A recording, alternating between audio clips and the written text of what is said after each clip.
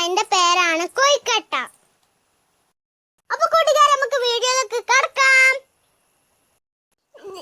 ഞങ്ങൾ ഈ വീഡിയോ ഇഷ്ടപ്പെട്ട ഷെയർ ചെയ്യുക, ലൈക്ക് ചെയ്യുക, കമന്റ് ചെയ്യുക, കൂട്ടുകാർക്ക് ഷെയർ ചെയ്യുക, കമന്റ് ബോക്സിലും ഇടണം. അപ്പൊ നമുക്ക് വീഡിയോയിലേക്ക് കടക്കാം. പാത്രത്തിൽ വെള്ളം തിളപ്പിക്കണം. വെള്ളം തിളച്ച ശേഷം അതിലേക്ക് ഉപ്പ് ഇടാം. 1 ടീസ്പൂൺ ഉപ്പ്. ഏത് എണ്ണയും ഉപയോഗിക്കാം, നെയ്യും ഉപയോഗിക്കാം. നെയ്യ് ഉപയോഗിച്ചാലുള്ള നല്ല ടേസ്റ്റ് വരിക. ഇവിടെ ഞങ്ങൾ എണ്ണയാ ഒഴിച്ചിരിക്കുന്നത്, 2 ടീസ്പൂൺ എണ്ണ. ഇത് നന്നായി ഒന്ന് തിളച്ച് വന്ന ശേഷം അതിലേക്ക് നമ്മളുടെ പൊടി ഇട്ട് കൊടുക്കാം. നന്നായി തിളക്കുന്നുണ്ട് കൂട്ടുകാരെ. പച്ചരി പൊടിച്ച പൊടി വെച്ചെങ്കിൽ അരത്തിട്ട് വേണം നമുക്ക് ഉപയോഗിക്കാൻ. അപ്പം നമ്മളെ വെള്ളം നന്നായി തിളച്ചിട്ടുണ്ട്. ഇനി അതിലേക്ക് നമുക്ക് പൊടി ഇട്ട് കൊടുക്കാം.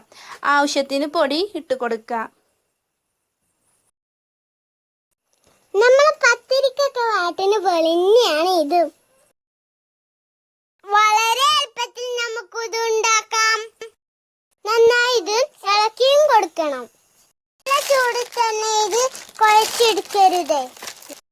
അപ്പോൾ ഇതൊരു 10 മിനിറ്റ് കഴിഞ്ഞിട്ട് വേണം നമുക്കിത് കുഴച്ചെടുക്കാൻ. കുറഞ്ഞ ചൂടിൽ വേണം ഇതൊന്ന് നന്നായി കുഴച്ചെടുക്കാൻ. നമ്മളെ പത്തിരിക്കൊക്കെ കുഴക്കണ പോലെ നന്നായി കുഴച്ചെടുക്കണം. നമുക്കിതൊന്ന് കുഴച്ചെടുക്കാം. കൂട്ടുകാരെ, നിങ്ങൾ കൈമേ ഒട്ട് ആച്ചാല് പൊടി ഒട്ട് ആച്ചാൽ ലേശ എണ്ണയും ആക്കി കുഴച്ചാൽ മതി. സോഫ്റ്റ് വരാൻ വേണ്ടി കുറേ വട്ടം കുഴച്ചെടുക്കാം. ഇവിടെ എന്റെ കൈമേ എണ്ണ പുരട്ടിയിട്ടാണ് ഞാൻ ഇത് കുഴച്ചെടുക്കുന്നത്. ഇനി നമുക്ക് നമ്മളുടെ ശർക്കര ഒന്ന് ചൂടാക്കി എടുക്കാം. അപ്പോൾ നമ്മൾ ശർക്കര ചൂടാക്കാൻ വെച്ചിട്ടുണ്ട്. അതിന് മുമ്പ് നമ്മളെ തേങ്ങയിലേക്ക് 4 ഏലക്കയും ഇട്ട് കൊടുത്തിട്ടുണ്ട്. അപ്പോൾ നമ്മൾ ശർക്കര നന്നായി ഉരുകി വന്നിട്ടുണ്ട്. ഇനി അതിലേക്ക് നമുക്ക് നമ്മളെ തേങ്ങ ഇട്ട് കൊടുക്കണം.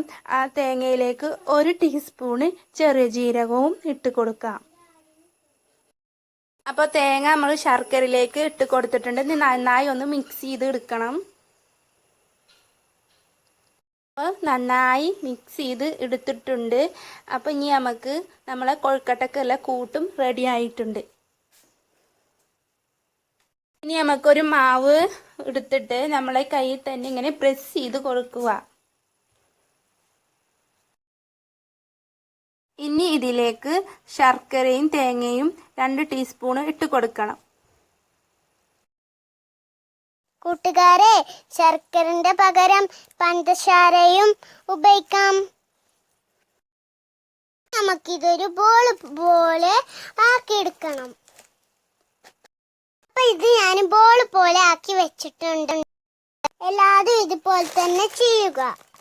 നമുക്കിത് ആവിയിൽ ഒന്ന് വേവിച്ചെടുക്കാം. അപ്പോൾ ഞങ്ങൾ ഇവിടെ ഇഡ്ഡലി പാത്രത്തിലാണ് ഇത് വേവിച്ചെടുക്കുന്നത്. അപ്പോൾ ഇഡ്ഡലി പാത്രത്തിൽ വെള്ളം നന്നായി തിളക്കുമ്പോഴാണ് നമ്മൾ ഇതിലേക്ക് ഇറക്കി വെച്ച് കൊടുക്കുക. ഇനി അത് മൂടി വെക്കാം.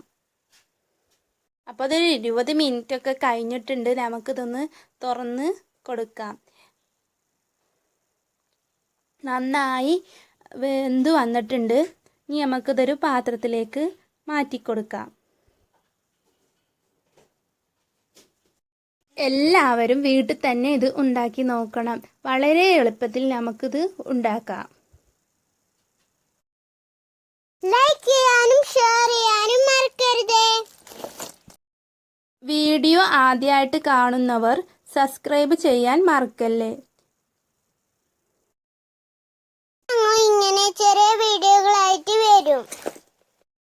അപ്പൊ കൂട്ടുകാരെ, ലൈക്ക് ഉറപ്പായിട്ടും ചെയ്യണം.